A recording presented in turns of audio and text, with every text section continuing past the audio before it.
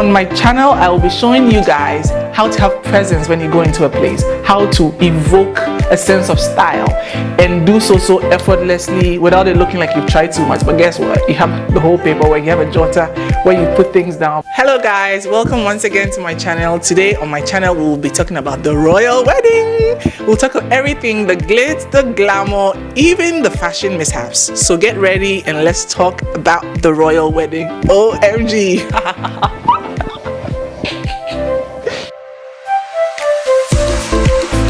Welcome back. So if you're new to this channel talks everything beauty, presence, style, glam, everything you need to know about, having presence and just being glam. Anyway, so today we're going to talk about the royal wedding. But before we do that, if this is your first time coming to check out my channel, make sure you subscribe, make sure you share. If you haven't shared it yet, you don't have a right to comment. Share it. Even if you have to share with your member of parliament, your mother-in-law, everyone, including your pet at home, just share it with everyone. Any and everyone. I'm not joking. No.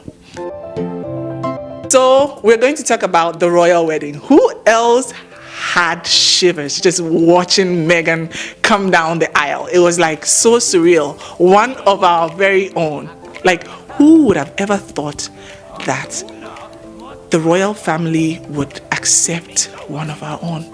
I mean, we're just so happy and excited that they did. Meghan, you looked absolutely spectacular. Watching you and Harry share your love and exchange those vows was just so surreal. So inspiring. We're so in love. And your gown was just, oh my God. Versace nailed it. And I hear people talk about it was too plain. What do you mean by it was too plain? She's a princess. She can't go showing unnecessary cleavage and unnecessary, she just can't be overdone. And look at even the tiara, how it was set. The bracelet, it was understated glam. Not every day. I've said this here before, 10 necklaces, overdone makeup, contoured nose. She looked absolutely stunning. Prince Harry, you also looked so gorgeous with your beard, everything. You just looked so neat. Everything about that wedding was just fantastic. I mean, some of the best dress of the day, for instance, was Oprah Winfrey. Her hat was larger than life. The hue of blush she had on, it was perfect for her skin tone. She just looked absolutely beautiful. She looked so good. Amal Clooney, she blew us away with that canary yellow. Her hat, her shoes, everything was just perfect. And obviously, she had to come with a hand accessory. George Clooney also looked fabulous in his suit. Everybody just on the day looked so beautiful. I mean, there were a few outfits I wasn't digging too much. For instance, Victoria Beckham's outfit, I think she could have played a little more with color because we saw that dark blue color when she attended Prince William's wedding. So one would have expected that she would have gone with a little more variety and a bit more on the brighter side since it was a wedding. And I mean, I love dark colors, don't get it wrong. I love black is my beautiful color and navy blue is nice, but I feel like for the wedding, the royal wedding where they encouraged more color, more florals, more just more fun stuff, it was a bit dark for me.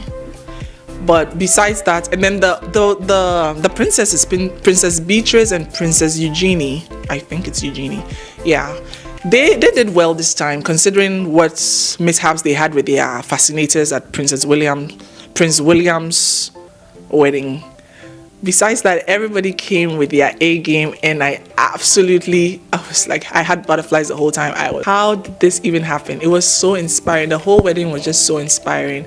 Everyone came dressed nicely, and it was just beautiful. So James Blunt was there. He came with his beautiful wife. She looked absolutely beautiful in her gorgeous floral dress. Oprah Winfrey was there. Amal Clooney was there. Victoria Beckham was there. Camille Parker Bowles, I mean, I never really forgave her for, let me not mention the obvious, but her fascinator, I felt it was just, no, it looked like a turkey was hatching on top of her head. No, it just didn't do it for me, sorry. But besides that, her dress was beautiful. It looks like the winning color of the day was blush though. The peachy hues was very popular on the day. Yellow was also very popular on the day. Like we saw how Amal Clooney totally killed the look. It was gorgeous, very beautiful. So finally, the day has come, 19th May, and we are all waiting. Everybody's wondering, what dress is she going to wear? Is it going to be Stella McCartney? There were a lot of speculations about what she was going to wear. There were so many speculations about her wearing Stella McCartney, but nobody ever said or was able to guess that she will wear a Givenchy dress.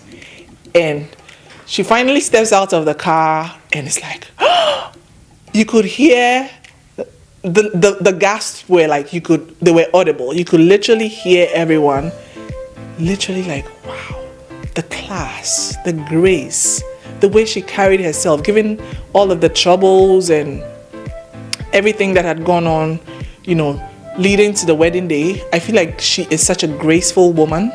The way she entered the church, the music started playing for her to start walking down the aisle, the kids following her, just her whole demeanor was very, very, I believe was worthy of emulation. It's unfortunate that her father couldn't come to her wedding because of all the issues that, had transpired. But she still managed to maintain her grace. There was just a quiet grace about her that I felt, wow. You could tell clearly that this is not a bridezilla. She did very well with her whole, presentation, if I can say that. But finally, she walks down to the aisle. She's exchanging her vows. The way they even look at each other. Oh my God.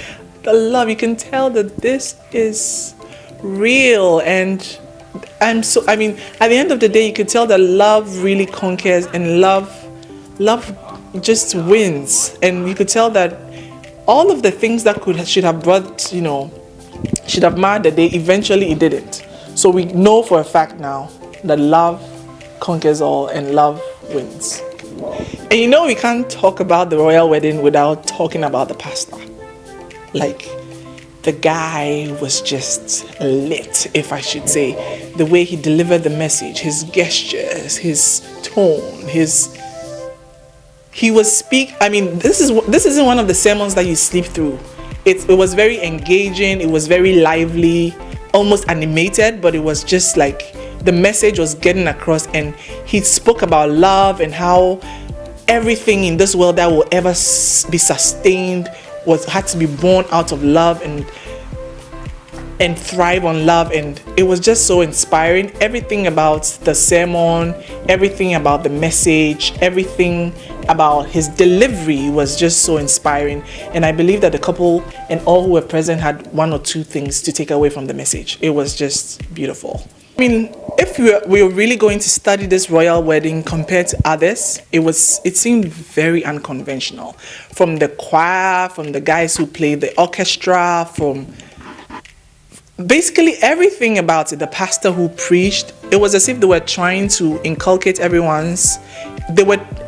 way I saw the wedding, Harry really did well in making Meghan feel very involved and a part of the royal family by involving everything that concerned her. And I believe that this was very beautiful.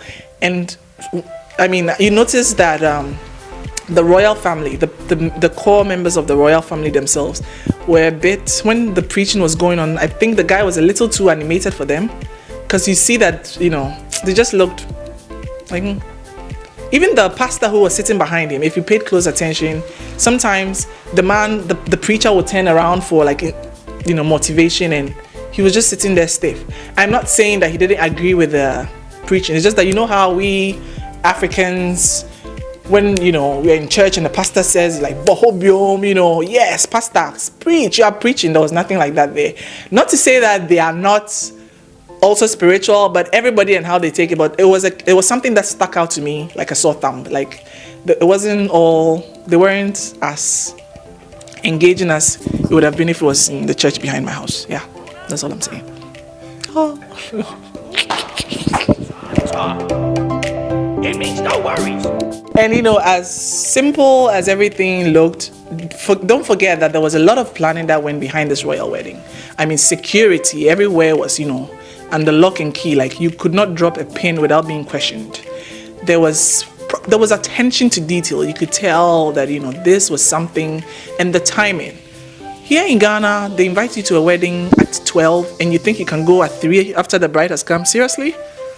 Do you notice how everything was planned to the letter? Like, you know that the guests are arriving at 9, from 9 to 11. From 11, the members of the royal family are coming. By 11:30, the queen mother should have been seated, and then the bride. Even I just found out recently that at Princess Diana's wedding, she only had 30 seconds to be late, and she was late for just, like, you cannot, I feel like that's some take-home wedding. Like, you cannot invite people to come to your wedding at 2, and you, the bride, you arrive at 5. Like, it's just rude, and no, let's take something home from the royal couple. Everything was just planned to the letter. It was just beautiful. It was seamless. It was flowing. Oh my God. It's just what a royal wedding should be, and it was fantastic. 3 takeaways for this wedding for me, and I hope you also see why I would choose these 3. Number 1, you can repeat your outfit as many times as you want. You bought it, it is yours, and you can wear it as many times you want. Because I hear people talk about how Kate Middleton wore her dress, the dress she wore to the royal wedding 3 times. The first time she wore it for the christening, the second time, the christening of her son, I think. The second time she wore it for the birthday of the queen, and the third time for this wedding. Yes, but you don't know how much that dress cost. And in any case, if the dress was even $5, it's yours. Why do we have this pressure in society to not repeat outfits? You bought the outfit, it is yours. It's all about how you restyle it, how comfortable you feel in it, how good it makes you feel. And so I feel like people should not feel. And in any case, she's from the royal family. She can buy as many clothes as she wants. Do not compare yourself with her. If she decides to repeat an outfit, it's because she feels comfortable in it. She likes it. Don't bash her for repeating the outfit. Should not be an issue at all. I'm sorry. This shouldn't be something that keeps you up at night. Just, if you want to wear an outfit, you don't belong to the family, but you feel like royal family, but you feel like you can wear an outfit every single time you step out of your house. That's fine. Good for you. But don't let her feel like she did something wrong for wearing an outfit 3 times. This thing where society makes people feel like they aren't up to par because they repeat outfits. If you bought an outfit and you like it, wear it, repeat it. You could restyle it. Don't really. Every single thing in my wardrobe is something I love. Do I plan to wear it just once? No, I'm sorry. Will you see me in this dress again? Absolutely. 1 million more times.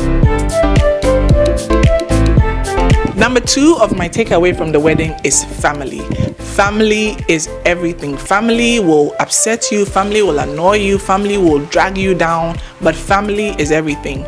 And yes, we might all have our difficulties with family, but at the end of the day, they are the bedrock of every society. And so we should all try to encourage togetherness in families. Yes, it didn't work out with Meghan and her parents and her father and, her other members of the family, but it should not be the grounds on which one doesn't make the effort to strive to have a better family for themselves. And we also see the unity in the royal family, despite all of the qualms people might have about them. You see the togetherness, you see the love, you just see some oneness that was I feel like that really stuck out to me. William and Harry's relationship, we've watched over the years, they've nurtured it. It's so beautiful to watch those brothers. Even though their mom is not here, you still feel that sense of oneness. And who else felt Princess Diana's presence there? I did. I mean, I knew that she would have been so happy to see her boys. And yeah, that made me very teary thinking about her, because I've been a big fan of hers since I was a child, and I just know that this is what she would have wanted for her son. Meghan, for me, is such a beautiful girl inside and out. I mean, I listened to a documentary where as an 11-year-old she had watched a commercial on television by Procter & Gamble. They had this soap, and the tagline for the commercial was women all over America are cleaning, having better luck cleaning their pots. And at 11, she felt that it was demeaning for the company to just limit household chores to women. So she had gone ahead and written a letter to 3 people. One of them was Hillary Clinton, and in the letter she had expressed her worries about why that had to be the tagline. And guess what? Within a few months, it was changed. So I feel like from the get-go, she was made for this role. She's a princess at heart. This is a girl who isn't just looking, for me, at least from my point of view, this is a girl who isn't just looking to be a part of the luxuries and the pomp and pageantry that comes with the royal family. This is a girl who, in her own small way, is looking to make an impact. And I feel like the whole world should make an effort to embrace her, to love her, to cheer her on. And who knows, she could be the very thing the world needs right now to, cause a reform in people's thinking and people's minds and everything. Yeah. The third take home from this wedding is the 4-letter word, love. This is the one thing that will always prevail, that will always conquer our fears, that will always put us in that place of safety and peace.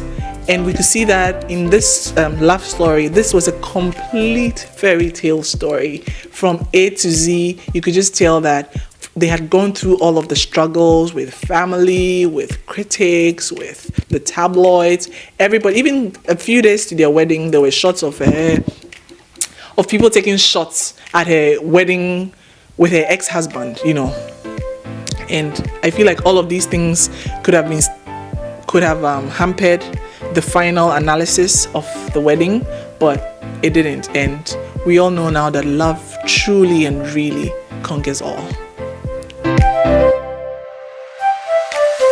Thank you guys for watching my video. If you enjoyed this video, if this is the first time you're coming on to see this video, the first time you're coming on to this channel, this is the channel for all things glam, as I will say and say and say till Jesus comes. So this is the place to be. This is the channel to subscribe to. Subscribe, share, comment, and tell us more of what you would like to see in the comment section below. Like it, share it with everyone you know, everyone, and come back again for more, because there will be so much more to share and experience here. Love you all.